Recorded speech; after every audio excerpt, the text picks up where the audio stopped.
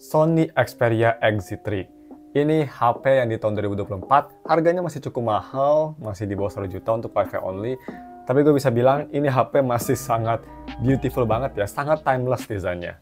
Apakah masih oke performance-nya dan worth it dibeli tahun 2024? Mari kita langsung aja review Xperia X.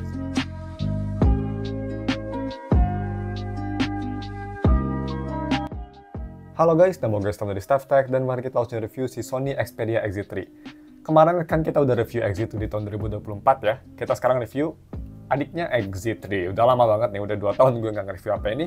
Pertama mari kita bahas seperti biasa untuk harga dan speknya. Untuk harga gue beli di harga 950.000. Ini kondisinya dia itu lumayan oke, nggak ada shadow. Dan dia itu kondisinya tuh Wi-Fi only. Jadi nggak ada signal. Yang sama kayak pas gue nge-review XZ2 ya. Gue kenapa nge-review Wi-Fi only untuk Sony? Karena Sony itu gampang banget kebegal SIM-nya. Jadi might as well gue nge-reviewnya yang Wi-Fi only. Speknya sendiri, oh ya seperti biasa sebelum masuk ke spek gue lupa. Kalau mau beli HP ini atau nge Paper Kafka, gue taruh semua linknya di deskripsi. Dan speknya sendiri, dia pakai chipset Snapdragon 845, fabrikasi sebesar, gue lupa lagi berapa itu, come on, brain, 12 nanometer.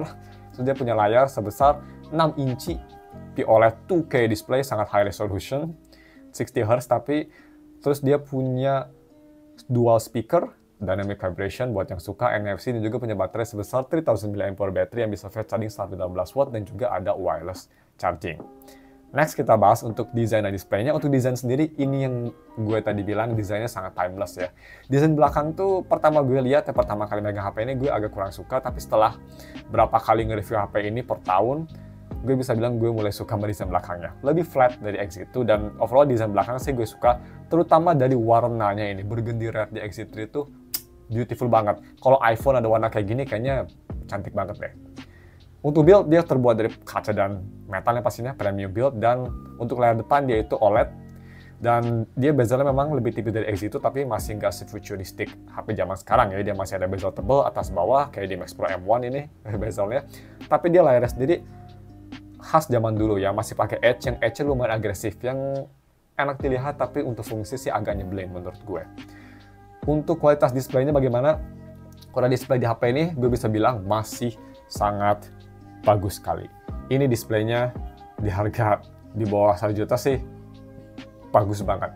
Ini kenapa gue nge-review HP ini lagi, karena ini displaynya sendiri cocok untuk menjadi HP kedua untuk nonton entertainment.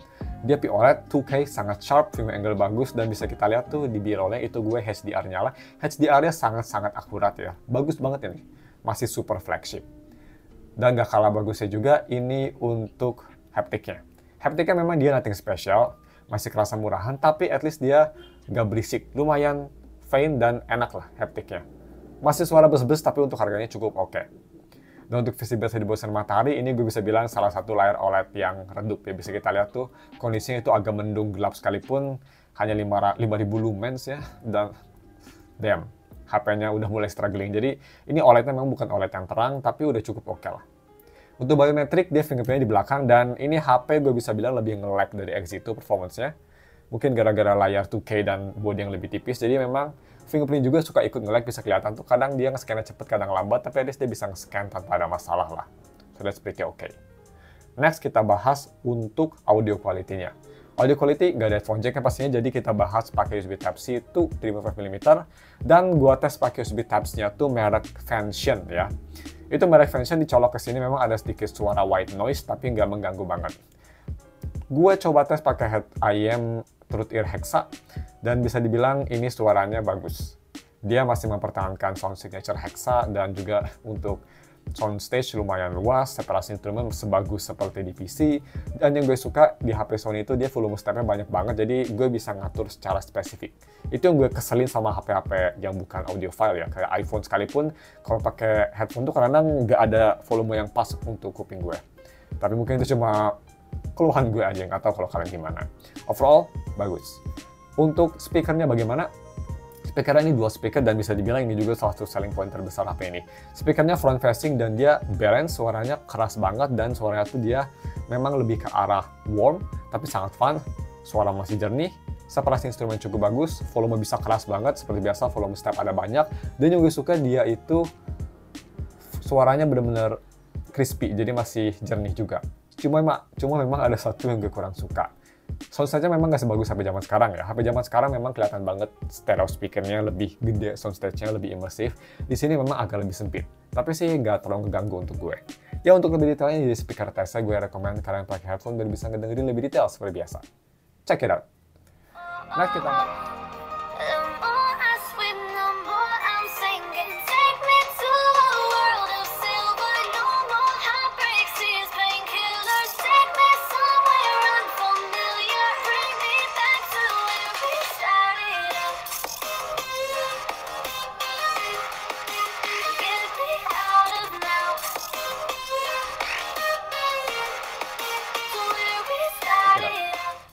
Next kita bahas kamera quality-nya. Ini kameranya di belakang hanya 19 megapiksel, single kamera aja, nothing special.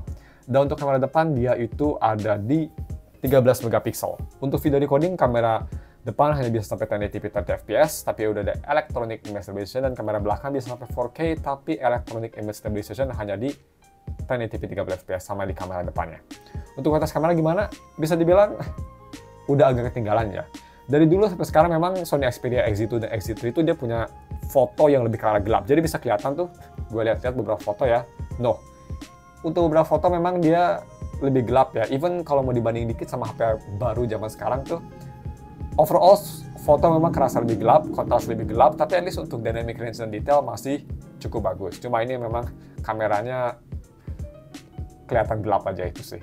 Dan untuk foto selfie gimana? Foto selfie sih oke-oke, bisa kita lihat detail bagus, warna oke. Cuma memang kalau misalnya foto di belakang yang cahayanya terang, bisa kita lihat muka gue langsung hitam, langsung gelap banget. Jadi ya, exposure agak kurang oke. Tapi untuk selfie asalkan kalian nggak foto di backlight sih masih oke. Jadi overall untuk kamera gue bisa bilang untuk harganya oke lah. Tapi memang kalau misalnya mau dibandingin sama tadi ya, kita bandingin sama Redmi 13C yang harganya ya nggak beda jauh sama ini, masih lebih bagus di HP tersebut. Oke, untuk video decoding kita langsung ya tes. Gue bakal tes di dua resolusi, 4K 30 untuk quality dan juga 1080p 30 untuk stabilisasi. Ini dia tesnya. Check it out. Oke, so ini video ini pakai 4K 30. Ini bisa selama mungkin, tapi kalau misalnya HP-nya panas baru dia berhenti sendiri. Video sih memang udah ketinggalan zaman banget ya, walaupun 4K tapi kelihatan HP tuanya.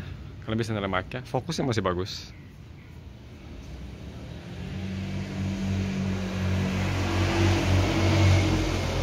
Stabilisasinya pretty much nggak ada, soalnya ini bukan 1080p. Kita switch ke 1080p 30 buat stabilisasi. Oke, ini 1080p 30 fps. Stabilisasi kelihatan banget ada ya. Fucking motor. Dan kualitas pas ini jauh lebih jelek, tapi at least ada stabilisasi.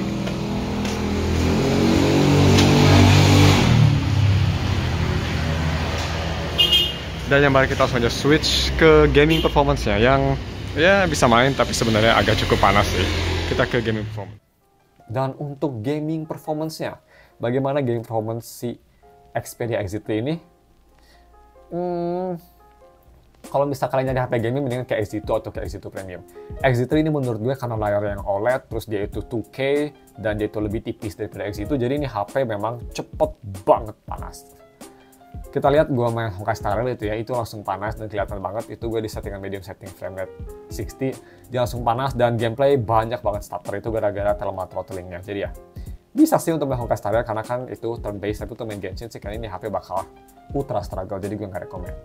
Untuk main game rhythm ini sebenarnya enak, cuma seperti yang tadi di gaming Honkai Star Rail juga, di game rhythm kayak misal Bandori atau di 4DJ gitu, cepet panas juga ya. Bandori itu gue nyalain video playbacknya di standar setting ya untuk animasi belakang note-nya dan memang cepet panas. Tapi at least dia nggak sampai stutter kok, jadi masih nyaman dan overall touch sensitivity dan teman-teman sih nggak ada masalah di HP ini, masih enak banget seperti HP Jepang lainnya. Itu ya. Kelemahan sih hanya panas aja, tapi untuk daily commission atau hanya main beberapa lagu, sekitar 4-5 lagu sih oke. Next kita bahas untuk UI experience.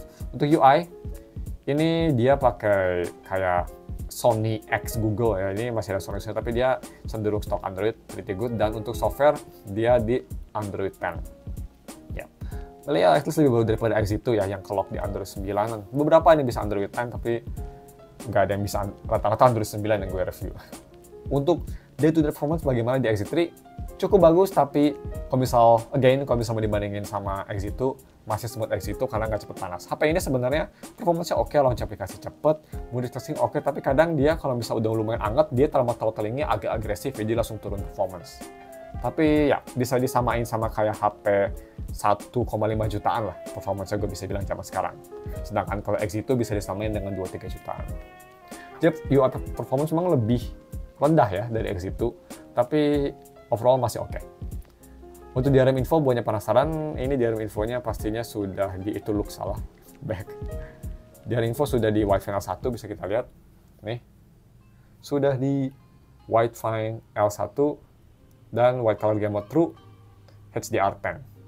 Jadi ya fleksi banget ya layarnya, no shit. Dan next kita bahas untuk battery life-nya. Ini baterainya kalau misalnya kita cek, memang dia nggak perlu ganti, tapi kata Sony-nya udah di bawah 80%. Bisa kita lihat nih. Yap, di bawah 80%, tapi baterainya masih cukup oke. Untuk kelas Sony Xperia XZ Series ya, yang baterainya memang dari pertama juga nggak bagus, ini HP masih oke lah. Untuk 3/4 hari masih bisa, yang lumayan bagus untuk Sony. Jadi ini baterai yang gue dapat masih cukup oke. Kalau misal light usage bisa sehari, tapi kalau light to medium usage ini nggak bisa sehari. Tapi untuk HP secondary yang pastinya ini nggak ada masalah untuk seharian, even 2 harian, karena dia standby-nya juga nggak jelek-jelek banget. Overall baterai cukup solid, dan last but not least, sebelum kita tutup videonya, untuk kelemahan HP ini. Kelemahan HP ini sebenarnya hanya ada di satu sih yang kerasa banget, yaitu dari thermal throttling-nya. Ini HP memang lebih cepat panas dari Exito yang ngaruh ke performance dari UI sampai gaming. Tapi saat itu sih nggak ada, dan untuk konklusinya, apakah HP ini worth it? Menurut gue ini HP worth it untuk HP kedua, sama kayak kemarin gue review Exito. Tapi untuk HP ini cocok untuk HP kedua buat nonton film atau buat MP3. Ini HP sih cocok banget. Dia itu deck-nya bagus, amplifier-nya bagus, suara speaker-nya enak banget, dan display-nya ini jauh lebih bagus daripada Exito ya. Tapi kalau misalnya kalian buat nyari HP buat gaming, bukan buat nonton film gitu-gitu, HP secondary buat gaming, Exito menurut gue pilihan yang lebih bagus. Jadi ya, cuma segitu aja video reviewnya. Kalau misalnya kalian suka video ini, jangan lupa like dan subscribe. Dan juga kalau misalkan ingin wallpaper dan juga ingin HP ini, gue bakal taruh link di deskripsi. Thanks for watching, kita ketemu lagi minggu depan untuk video review lainnya.